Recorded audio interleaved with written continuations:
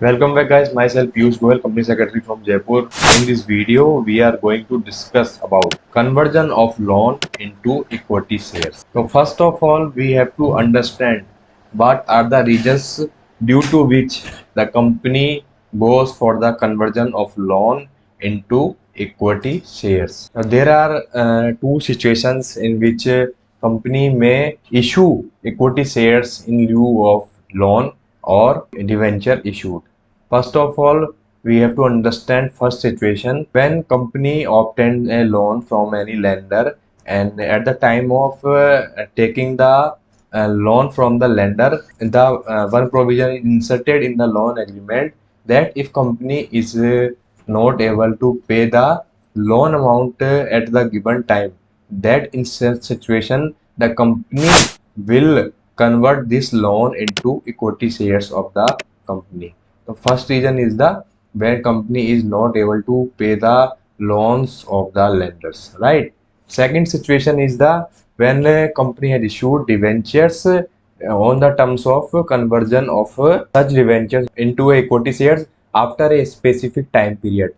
So in this situation, the company convert the loans debentures into equity shares.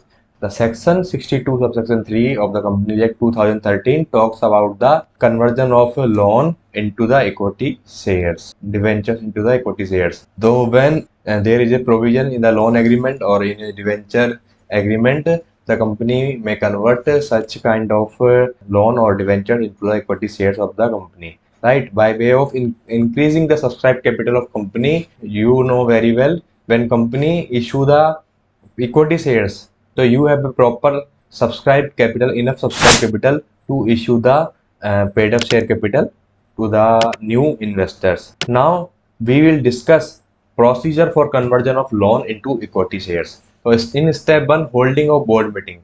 A company shall convene a board meeting by giving 7 days notice where agenda is to be approved. Resolution for acceptance of loan, resolution for conversion of loan into equity, issuance of notice for convening of extraordinary general meeting.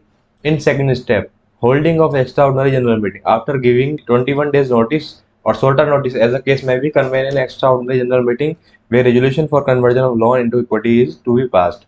In third point, filing of Form MGT40. After passing of SR, E-Form MGT40 needs to be filed with the registrar within 30 days of passing of SR resolution.